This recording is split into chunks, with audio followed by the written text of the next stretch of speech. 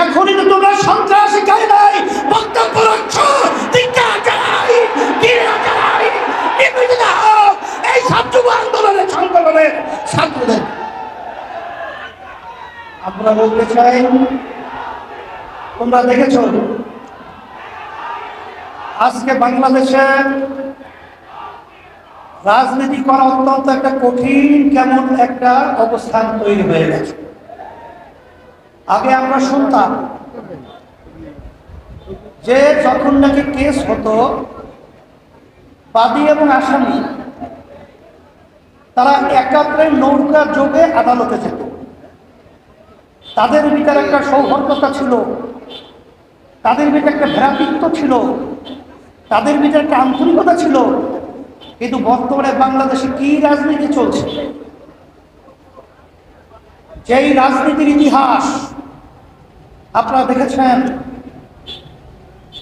যে পীর সাহেব চরমনাইয়ের ব্যাপারে বলে, কি বলে, পীর সাহেব চরমনাই মিথ্যা বলে, নেশা খায়, তার নাম হলো পীর সাহেব চরমনাই। নাউযুবিল্লাহ, ধিক্কার জানাই। নেশা কাকে বলে না বুঝতে হবে। নেশা বলা হয় যেটা সেবনের মাধ্যমে তার স্বাভাবিক অবস্থান থাকে না, তার ব্রেন বিকৃত ঘটায়। নেশাখোর বিশ্বাস চরমনা নাই, তোদের বক্তব্যই প্রমাণ করেছ নেশাখোর তোরা।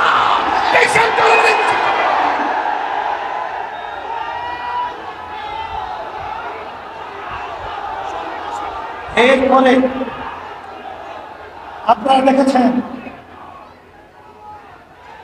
মানে কোন সুস্থ মানুষ তারা কি এই ধরনের বক্তব্য দিতে পারে?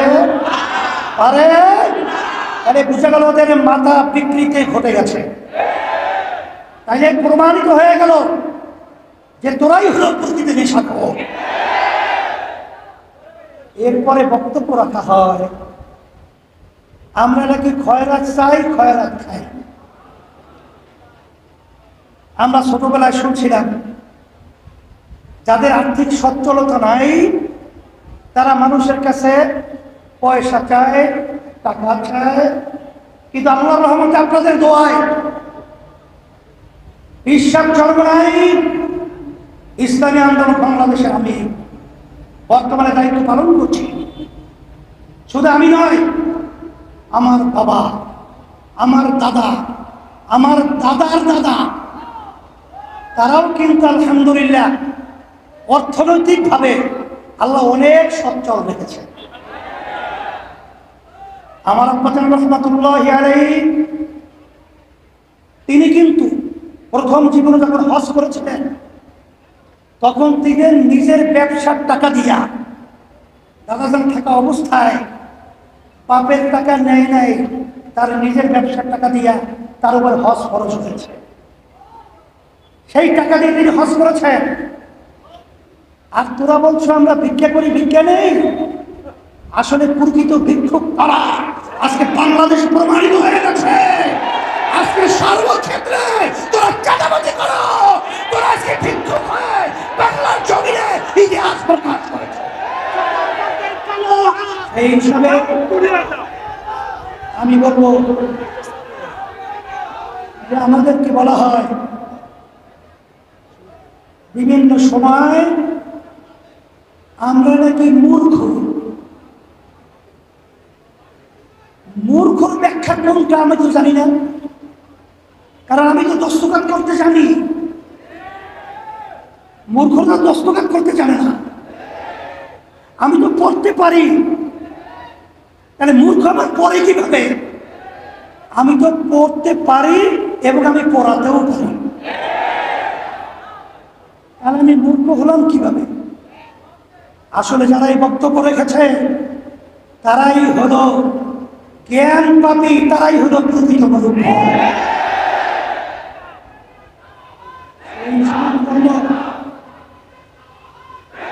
আজকে বাংলাদেশের মধ্যে সুষ্ঠু ধারা রাজনীতি করার মতো পরিবেশ কেমন জানি দিনের দিন নষ্ট হতে চলছে। কিন্তু আমাদের দুঃখ হয় এই দেশটা আমার, এই দেশটা আমি জন্মগ্রহণ করেছি, এই দেশের মোহাব্বত এটা ইমানের একটা অংশ। সে লক্ষ্যে আপনারা দেখেছেন জুলাই 5ই আগস্ট ইসলামী আন্দোলন বাংলাদেশ, আমরা কিন্তু একমাত্র ইসলামের এই ব্যানার নিয়ে সর্বপ্রথম ন্যায়ের পক্ষে অন্যায়ের প্রতিবাদে আমরা এই বাইতুল মুকাররমের উত্তর গেটে প্রথম সমাবেশ মিটিং মিছিল করেছিলাম। আপনারা দেখেছেন 1987 সাল ইসলামী আন্দোলন বাংলাদেশ প্রতিষ্ঠিত হয়েছে। অদ্যাবধি পর্যন্ত আমাদের একটা এমপিও কিন্তু আমাদের দলীয় প্ল্যানে সংসদে যায় নাই। এর অর্থ কি? আমরা তো দুর্বল না, কিন্তু আমরা চাঁদাবাজদের সহযোগী হই না, খুনিদের সহযোগিতা হই নাই, দেশের টাকা বিদেশে পাচারকারীদের সহযোগী ক্ষমতায় যাওয়া সেরই আমরা হই না। সেই হিসাবে এখন 5ই আগস্টের পরে সুন্দর একটা দেশ করার মতো পরিবেশ তৈরি হয়েছে।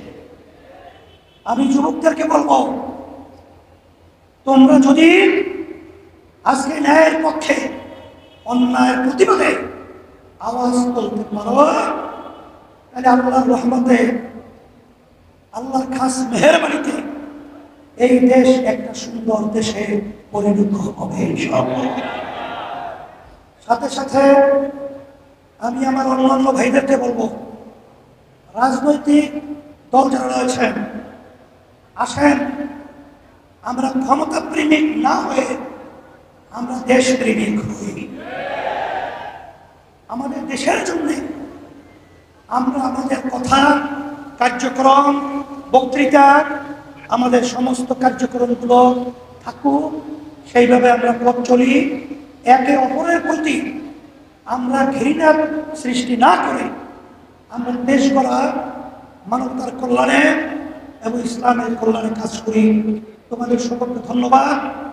আমি দোয়া করি, দোয়া চাই, আল্লাহ আমাদের সবাইকে যেন ইসলাম দেশ, মানবতার কল্যাণে কাজ করার তৌফিক দান করেন।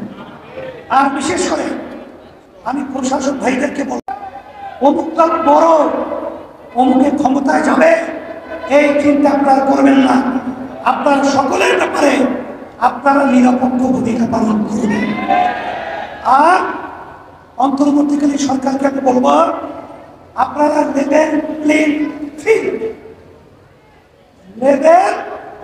ফিল্ড তৈরির জন্য যা যা করা দরকার সেইভাবে দায়িত্ব পালন করবেন। আল্লাহ বাংলাদেশের জনগণ আপনাদের সাথে থাকবে, আছে।